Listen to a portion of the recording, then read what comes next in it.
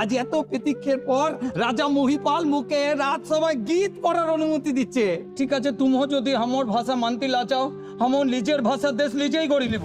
এত দূর তুই দেবতুল্য ব্রাহ্মণদের যেভাবে অপমান করেছিস তার শাস্তি একমাত্র মৃত্যুদণ্ড।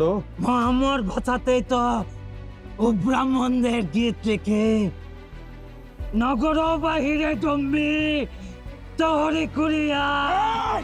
চুপ! এ যুদ্ধ জিতাল্লাম, এ যুদ্ধ জিততে গেলে 1000 বছর সাধন করণ লাগি। তবে আমি পিছু পাহল আমি জিতব, আমার বুকের ভাষা জিতবে।